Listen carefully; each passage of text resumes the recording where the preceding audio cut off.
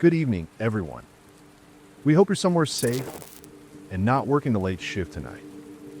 Because while most fast food jobs are filled with routine and repetition, some employees have witnessed things that defy explanation.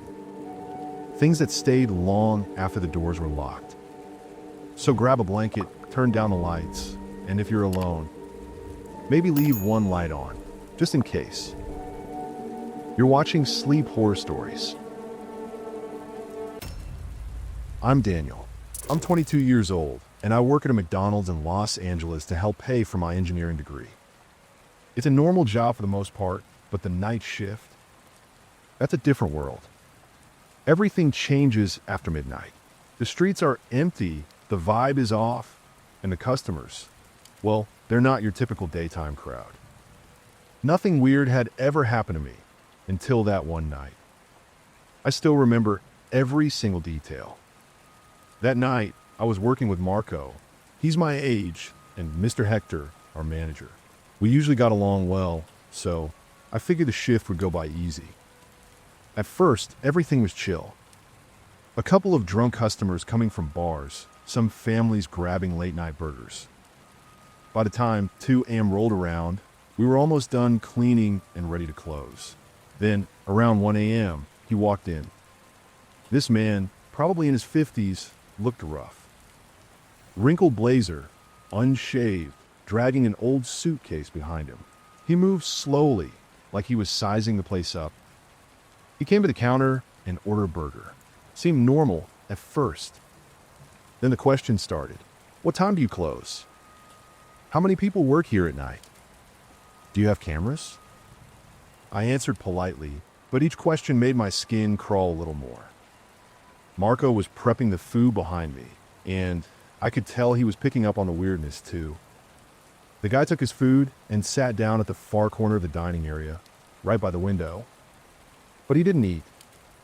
He just sat there, staring. Not at the street, not at his phone, at us. It was like he was waiting for something, watching us. I tried to keep working, but I couldn't help glancing over every few seconds. Marco leaned in and whispered, "What's up with that guy?" I had no clue, but it was definitely not normal. Mr. Hector overheard us and brushed it off. "He's just another customer," he said. But deep down, I knew it wasn't that simple. An hour passed. He was still sitting there, not moving. We'd already finished cleaning the kitchen and were finishing up the dining area. Marco and I tried to lighten the mood by joking around. Then the man stood up. He walked up to the counter, set his suitcase down, unzipped it, and pulled out a huge kitchen knife. He laid it on the counter slowly and stared at us with this strange grin. Not a friendly grin, not even a creepy one. It was hollow, empty. Marco stepped back. I couldn't move. Mr. Hector stepped in and said calmly, "Sir, we're about to close. I'm going to have to ask you to leave." The man didn't say a word. He just put the knife back into the suitcase and returned to his seat. We all stood there in silence, unsure what to do. Marco whispered to me, "We need to call the cops." But Mr. Hector stopped us. "Don't provoke him," he said. "He's probably not well. Let's just finish up and call the police once we're out." The guy stayed seated for a while longer, staring at nothing, occasionally nodding like he was talking to someone invisible. But he was alone. Eventually, he stood up, grabbed his suitcase, and walked to the exit. But before stepping outside, he turned around, locked eyes with me, and said, "We'll see each other again soon." Then he left, just like that. As soon as he was gone, we locked up and turned everything off. Nobody said a word. We were just relieved it was over. But that night, I couldn't sleep. I kept replaying it in my head. That knife, that stare, and those final words. The next day, Mr. Hector called me into the office. He had reviewed the security footage. We watched as the man walked into the store, but what caught us off guard was what happened before. In a parking lot camera, the man was standing there, staring through the restaurant window for over 30 minutes before he ever walked in. But the strangest part, there was no footage of how he got there. No car, No walking up in the street. He just appeared, like he came out of the darkness itself. After that, I couldn't take any more night shifts. I quit not long after. Marco left too, a few months later. We never really talked about it, but I know he felt the same. I still think about that man, about what he said. Was he dangerous? Was he mentally unstable? Or was he something else entirely? I don't believe in ghosts or supernatural stuff, but that night made me question everything. Because real terror doesn't always wear a mask or hide in the shadows. Sometimes it walks in with a suitcase and a smile. Now I ask you, if you were in my shoes, what would you have done? Would you have called the cops, confronted him, or just stayed quiet like we did? Let me know in the comments. My name's Mariana. I'm 24, and I've been working at a McDonald's for about 3 years now. It's a pretty routine job, most of the time. But sometimes something happens that completely shatters that sense of normal. And that's what I want to tell you about. One night we were slammed.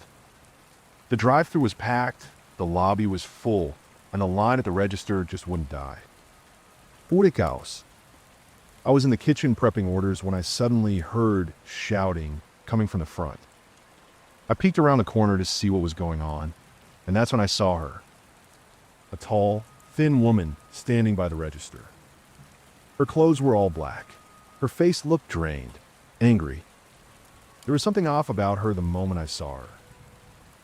She had just barged in, cutting in front of customers already in line, slamming her hands on the counter, demanding her food like we'd done something wrong. She yelled with this high-pitched voice that echoed across the restaurant. The girl working the register was Carla. She'd been there longer than me. Carla was tough. She didn't let anyone push her around. She stood her ground and calmly told the woman, "Ma'am, you'll need to wait your turn. There are others ahead of you." The woman didn't say a word. She just glared at Carla with a look I'll never forget. It was pure hate, like she wanted to hurt her, right there. And then she snapped. Out of nowhere, she lunged at Carla, grabbed her by the hair, and yanked so hard that she tore out a chunk. Carla screamed, trying to push her off, but it happened so fast, no one could react. The woman turned around and bolted out of the restaurant, holding that clump of hair like nothing had happened. It was like something out of a horror movie. One of the customers tried chasing her, but she was gone. Just vanished into the night. Carla stood there in shock, holding her head, staring at the spot where the hair had been ripped out. Of course, we called the police. But by the time they arrived, there wasn't much to do. They checked the cameras, but all they caught was her running out. No clear face, nothing helpful.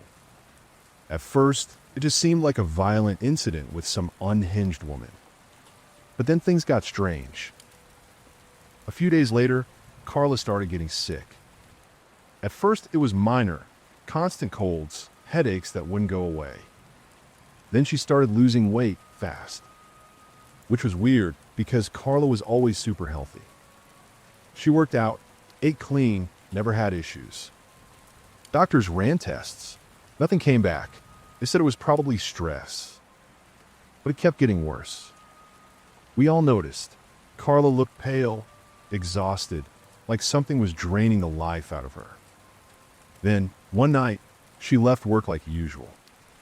The next morning, we found out she'd been in a car accident. Crashed into a pole.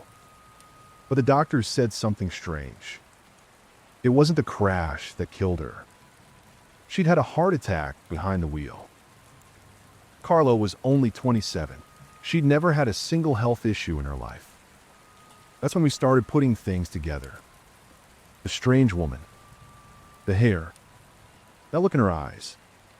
One of our coworkers, who's really into spiritual stuff, said it was a curse. That the woman had taken Carla's hair for some kind of ritual. I don't know if I believe in that stuff. But the timing, the symptoms, the way Carla faded away like something was feeding off her, it still gives me chills. Now I can't help but wonder, was that woman just mentally unstable? Or is she something else? Do you think it's possible someone could really put a curse on another person?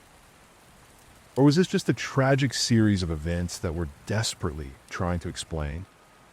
Either way, I'll never forget her face, or the way she looked at Carla, like she'd already decided what was going to happen. If you've ever seen or experienced something like this, let me know in the comments, because I still haven't made peace with what we saw that night.